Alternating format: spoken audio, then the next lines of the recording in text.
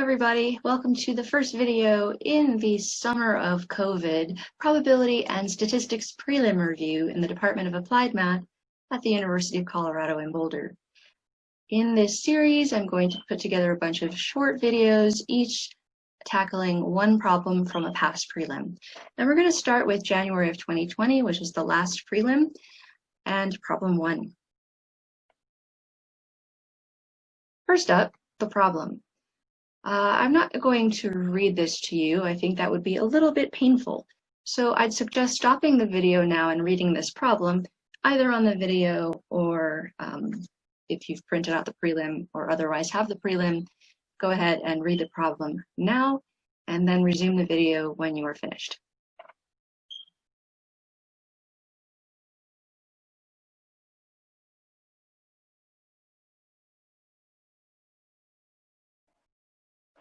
Okay, now that we've read the problem, we are ready to go.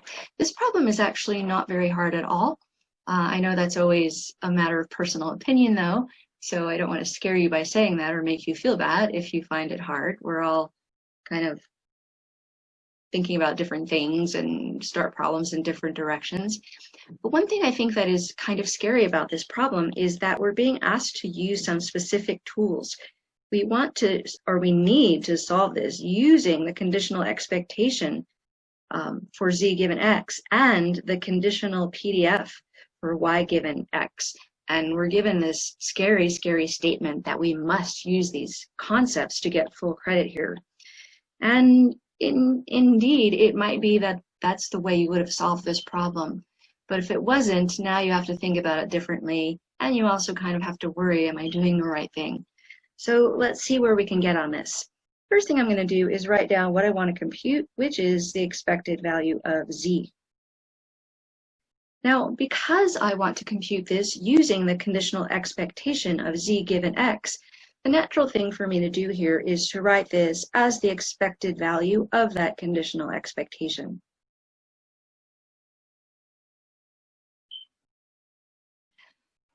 So before going on to do this problem, I want to do a little aside here. So this is not solving this problem necessarily. I just want to talk about these expectations. So the inner expectation. The inner expectation, the expected value of z given x, is a function of x. And I do mean capital X. So this is a random variable. And so if you compute that expectation, you should have a random variable, which is going to be some sort of function of X, like, for example, and I'm just making this up, capital X squared is a new random variable.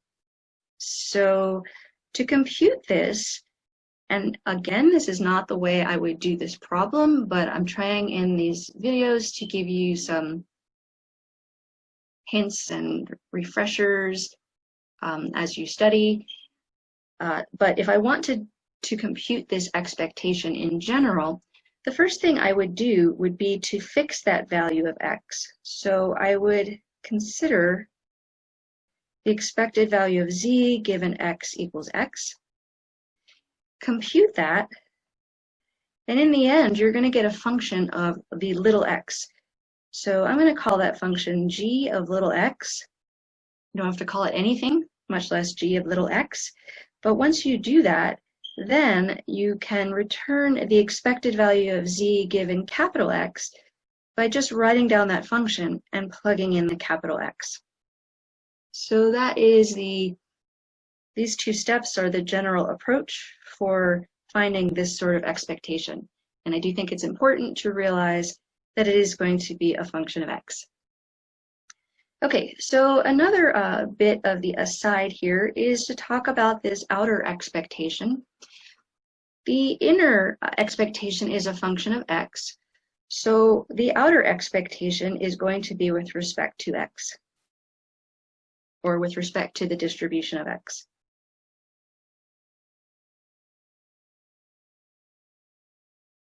Sorry about my awful handwriting and how slow it is. I just don't have a lot of time this summer for high production value actually do, but I'm putting that into getting my classes ready for fall. So this is a little sloppy and maybe slow.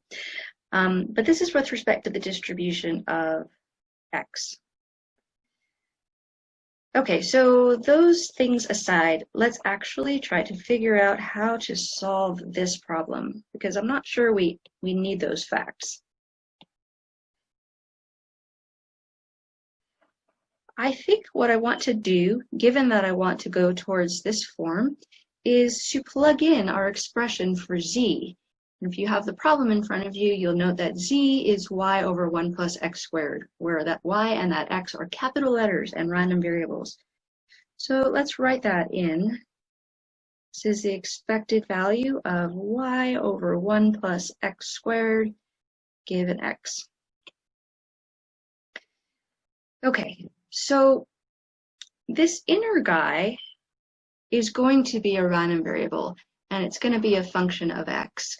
But since x is given, you can think of x as a constant when taking this expectation.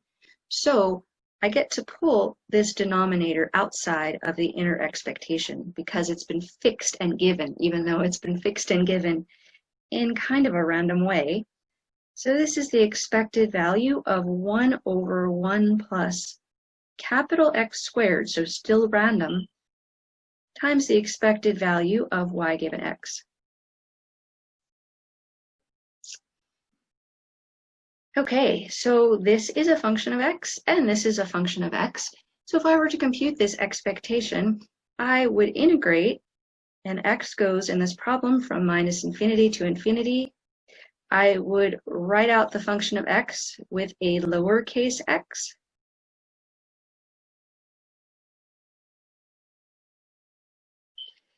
And I would multiply by the marginal PDF for x. So just a point of notation, it appears the author of this problem is using the convention that we're going to let our arguments of PDFs tell us what it's a PDF for. So I like to use subscripts on my PDFs so that I can plug in any letter I want. For example, I can plug in X to the Y PDF. But if it's not otherwise specified, in a problem like this,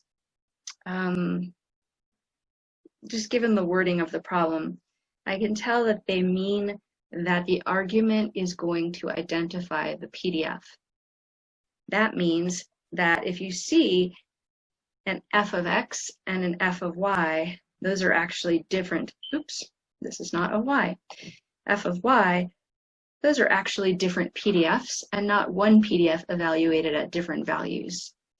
If you are at all confused about this while taking the prelim, be sure to ask your proctor to clarify for you.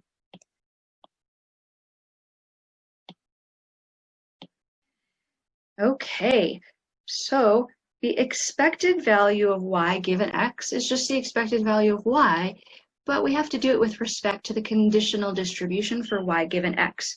So this is easy. I'm going to write this whole thing as, so I'm going to copy the minus infinity to infinity.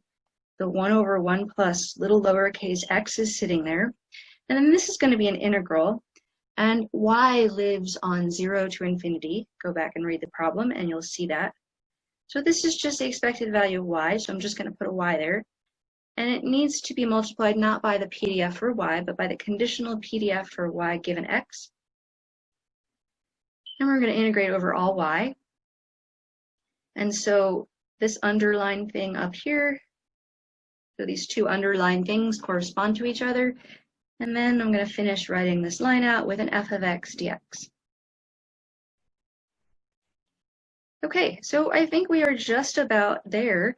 If you look at the goal of the problem and how we want to write this, it's just pulling this constant with respect to y into the y integral. It's just a little bit of rewriting. So clearly this is the integral minus infinity to infinity, the integral 0 to infinity of y over 1 plus x squared f y given x, f of x, dy dx. And this, of course, is another way to write the joint PDF for x and y, and that was the goal of the problem. So we did it. We are done with part A.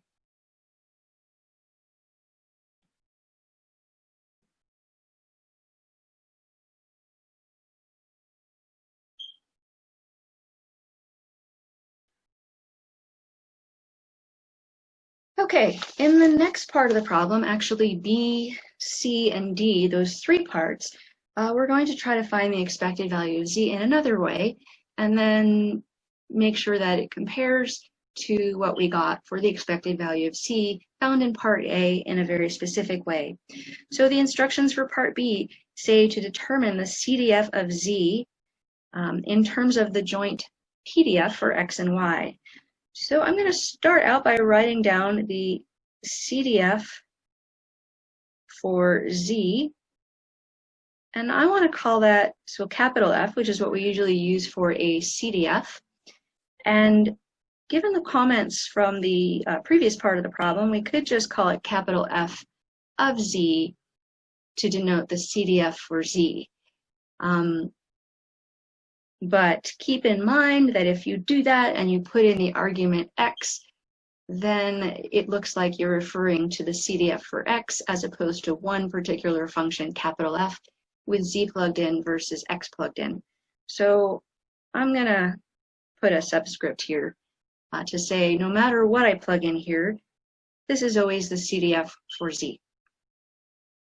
And you didn't need to write any notation because what this is equal to is the probability that Z is less than or equal to Z, and you could have just started your problem right there and not have bothered to give any sort of CDF notation.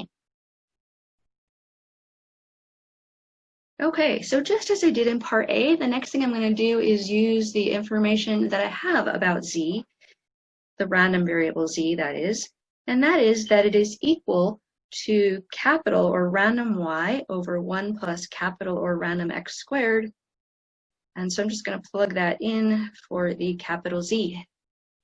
Now, this is a probability involving two random variables. So to compute this probability, you need to use the joint PDF for x and y. And that's a good thing because that's what the problem is asking us to do. So I am going to condition on x and y and write this as the double integral, I'll go back and put the limits in a moment, of the probability capital Y over 1 plus capital X squared is less than or equal to Z, given capital X is equal to some little x, capital Y is equal to some little y, times the joint PDF for x and y, and then we can integrate in either order. So the first thing I want to say about this is the limits of integration. Since I chose to integrate with respect to x last, I'm going to make my outer limits of integration on this integral minus infinity to infinity. And then because the inner integral is with respect to y, and that one lives on 0 to infinity, we get these limits of integration. The next thing I want to point out is my use of this kind of terminology that x equals x and y equals y. These are continuous random variables, so you should never write, for example, the joint PDF as the probability that x equals x and y equals y. And you shouldn't do that because this right-hand side is always 0. And in general, you shouldn't be using probabilities to talk about continuous random variables. But you can when you're conditioning on their values, because this conditional scenario means you've observed them and now they're fixed. So I'm going to plug the little x and little y in here. And when I do, this expression over here will have no random variables left. So it will kind of be like talking about the probability that 2 is less than 3 given some stuff. And 2 being less than 3 has nothing to do with the stuff. So after I plug these things in, I can drop the conditional stuff. So I'm going to go ahead and do that all at once in my next line.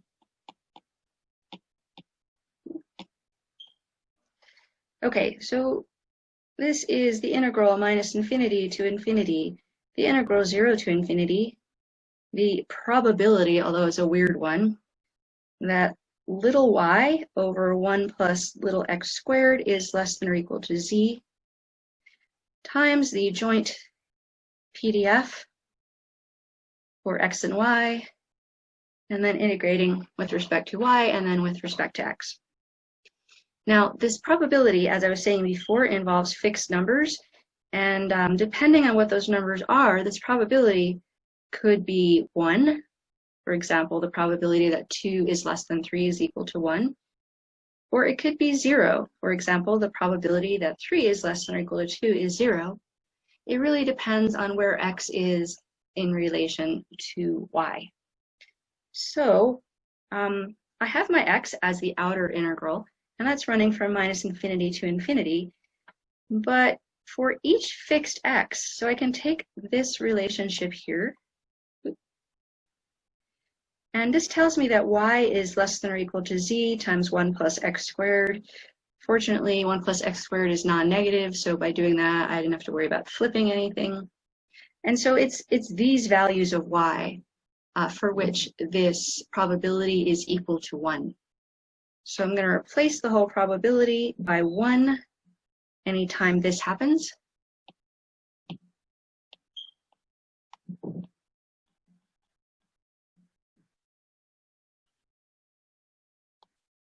So let's do that. Oops.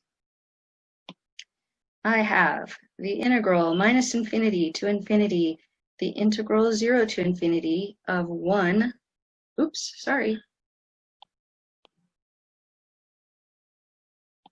Okay, so let's do that. I'm going to let my x stay ranging from minus infinity to infinity, and my y's go from 0 up to z times 1 plus x squared.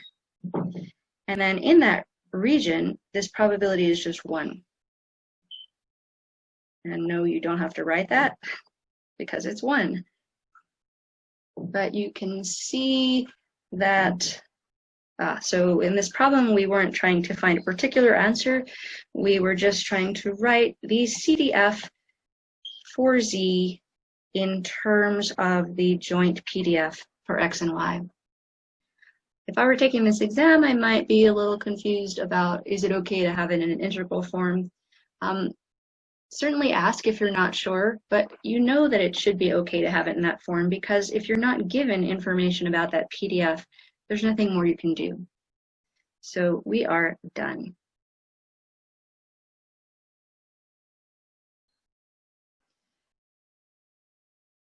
Okay, in part C, we want to deduce, meaning use part B, PDF of Z. So from part B, we know the CDF, and we're just going to take the derivative. So we've got that the CDF, or cumulative distribution function for Z, is the integral minus infinity to infinity, the integral 0 to z times 1 plus x squared, f of x and y, that's a joint PDF, dy dx. And so the PDF for z, we usually denote that by a lowercase f, and it's given by the derivative with respect to z of the CDF. And so I'm going to take the derivative with respect to z of this whole expression up here.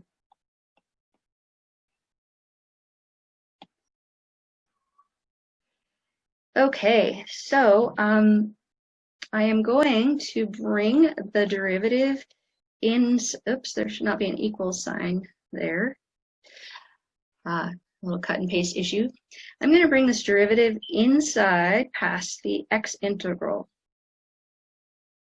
I can't guarantee what the committee is going to want this year, but I can tell you that in all previous years, I have never seen the Prop Stats committee want you to justify an exchange like this unless it was explicitly written out in the problem to justify exchanges. So I would go ahead and just bring that in. And again, ask your proctor if it's okay to do that if you are worried about it. So once we bring that in, we have the integral minus infinity to infinity d dz, and then the rest of this stuff.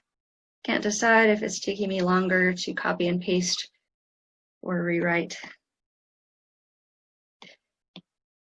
I think I'm doing a little better at the copy and paste.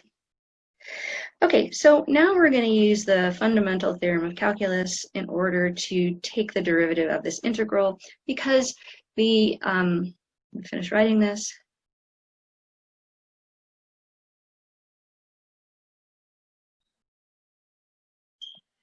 Because the derivative is with respect to z, and that's not appearing in here, but it is appearing in this limit of integration. Because the upper limit of integration is not simply z, we do have to use a chain rule as well. And we get minus infinity to infinity, and then the derivative of the integral is just going to be the integrand. Now that integral is with respect to y, so I'm going to plug the limit of integration in for y. So x times x and z times 1 plus x squared. So that is almost the derivative of the inner integral, but we have to use the chain rule and also multiply by the derivative of this guy. And with respect to z, that is going to be 1 plus x squared. And so we have knocked out the inner integral, and the outer dx is still sitting there. So as before, because you are not given a form for f, you can go no further here, and we are done.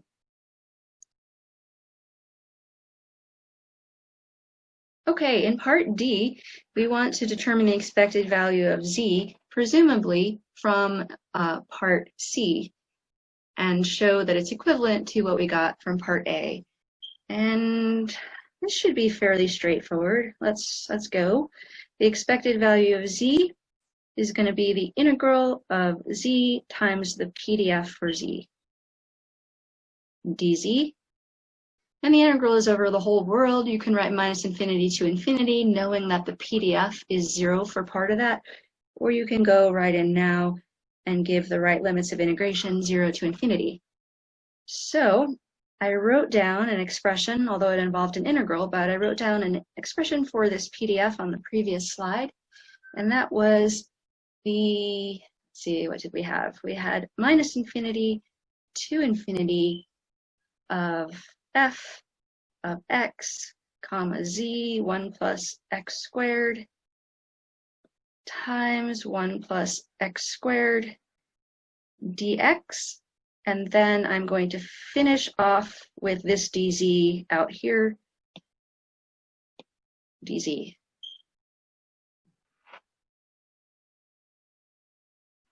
Right, so there are probably several things we can do with this integral, but I think we should have an eye towards where we want to go.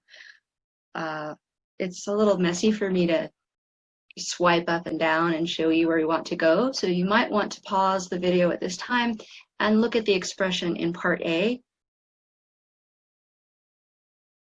Okay, so if you've done that, maybe you can see where we want to go here. The first thing I'm going to do is just bring this z inside.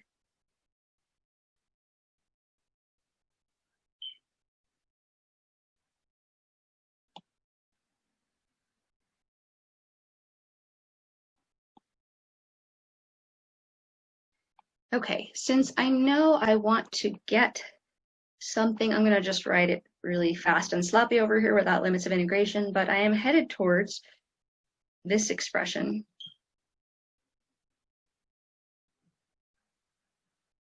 because that's what we had in part A.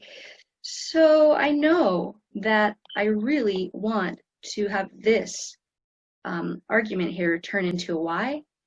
So that's giving me a big hint. I am going to make a substitution. I'm going to let y be z times 1 plus x squared. Then dy is 1 plus x squared dz, and I can go ahead and start rewriting this integral. So the z is going to get replaced by this z, which is y divided by the 1 plus x squared.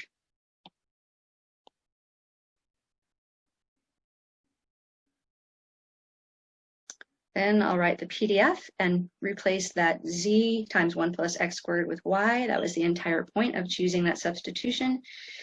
And then, well, it looks like in order to use this guy, I would have first interchanged these guys. So since I haven't written my limits over here, let's suppose I already did that. And the 1 plus x squared times dz is going to turn into dy. So I'll have a dx sitting here and then that dy. And to finish this off, I need to put in limits of integration.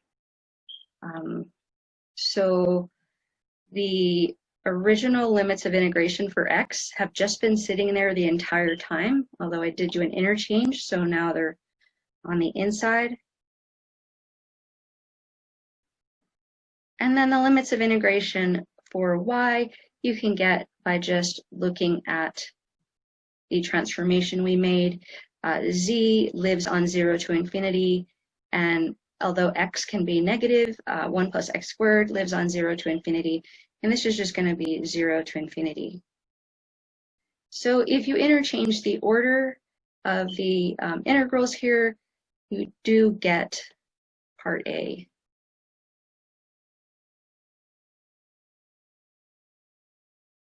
And happiness ensues. See you next time.